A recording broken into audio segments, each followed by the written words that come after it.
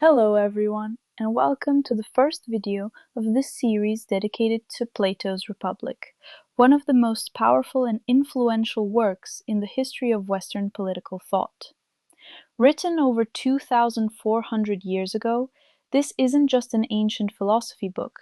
It profoundly changed the way we reflect on politics, justice, and happiness, laying the foundations for much of subsequent Western thought. Over the coming weeks, we will analyze this masterpiece book by book.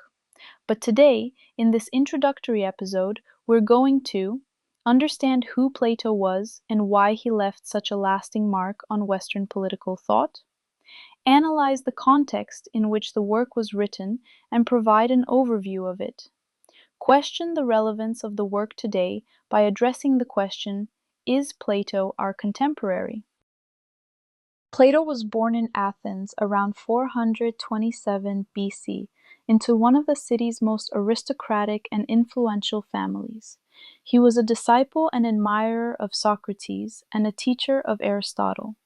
Like Xenophon, he belonged to the generation that witnessed the decline of Athenian power, the turmoil of the Peloponnesian War, and the subsequent unstable oligarchic and democratic regimes.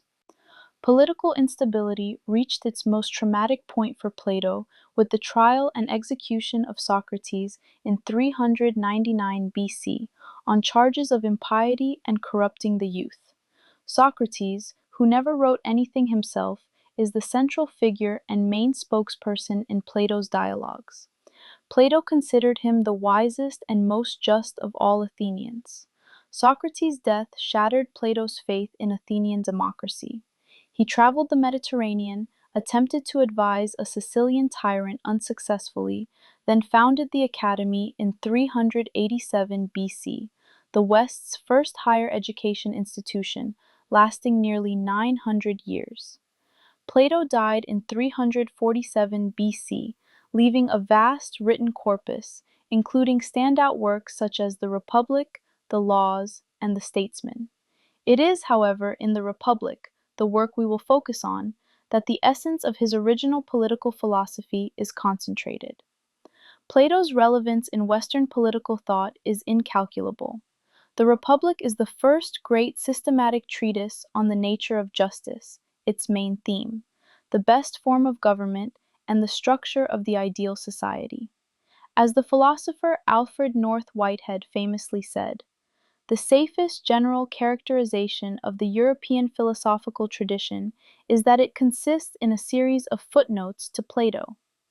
The truth is that virtually every subsequent thinker, from Aristotle to Machiavelli, Hobbes, Rousseau, and even contemporary philosophers, has had to engage with the questions and solutions Plato proposed.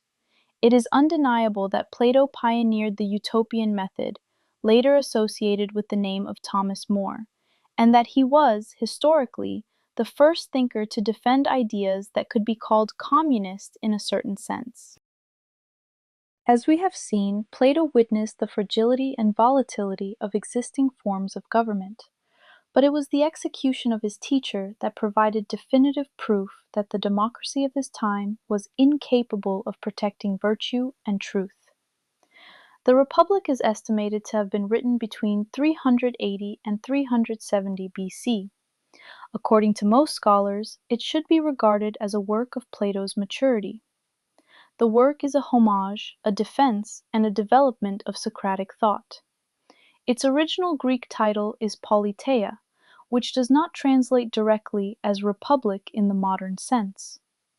Politeia has a much broader meaning, primarily referring to the constitution, form of government, or life in the polis. It reflects above all the way the city, polis, is organized and the underlying character of its political community. The Latin translation as res publica means public thing and refers to something even more general.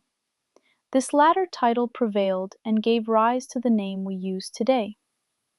Over the centuries, the Republic has received very diverse, sometimes contradictory, interpretations. Some see it as a prototype of totalitarianism, others as a profound challenge to thought. Some read it mainly as a work about individual ethics, others as a vast treatise on the theory of knowledge.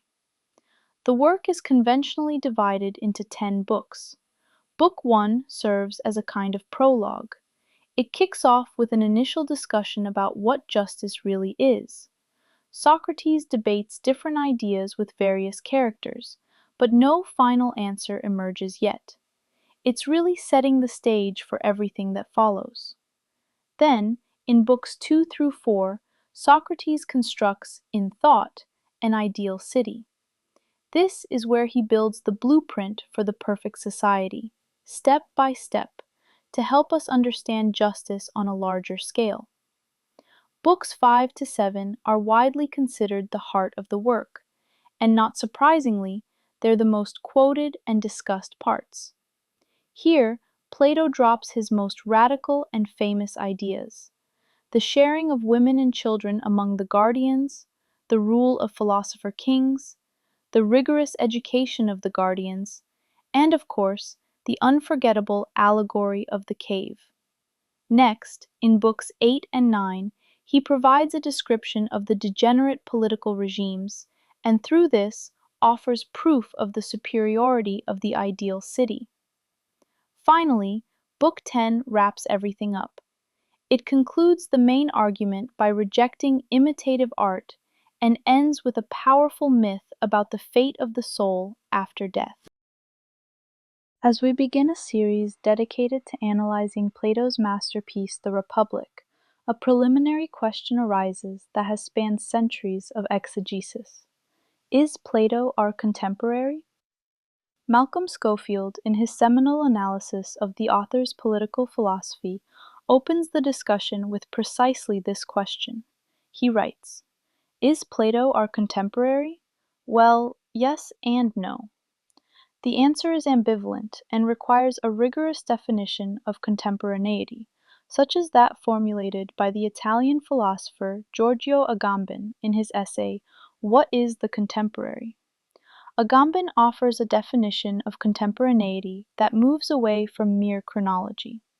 For him, contemporaneity is not a historical or temporal category, but rather an untimely, timeless one. Thus, a contemporary author is not necessarily the most recent, but the one whose texts overcome the barriers of history and can be read in the present, regardless of when they were written or published. In simple terms, we must manage to be in some way contemporaries of these texts. The contemporary author does not fully coincide with his time, and therefore maintains a critical gaze, a displacement and disconnection from established values. In Agamben's words, precisely because of this condition, precisely through this disconnection and this anachronism, they are more capable than others of perceiving and grasping their own time. He must keep his gaze fixed on his own time, seeking not its lights, but rather its special darkness, the beam of darkness that comes from his own time, denouncing it. Therefore, to exist, the contemporary cannot lose its relation to the past, while turning toward a present in which it was never present. Consequently, a work that is merely mimetic of the era in which it was written and thought becomes excessively dated and thus cannot be contemporary. In Agamben's words, those who coincide too well with the epoch, those who are perfectly tied to it in every respect, are not contemporaries, precisely because they do not manage to see it. They are not able to firmly hold their gaze on it. Following this definition, we can answer, yes, Plato is our contemporary. Plato was not a passive product of 4th century Athens. He was its fiercest critic, someone who looked straight at the darkness of Athenian politics and responded with a radical reconfiguration of Western thought. His texts, therefore, have a greater, timeless dimension insofar as they capture not merely dated problems of 4th century Athens, but the deepest essence of human beings, which has remained the same since the beginning of time. The Republic founded political philosophy by asking, what is true justice? Who should rule? How far should the state intervene in education, family, culture. Can politics avoid demagoguery and manipulation?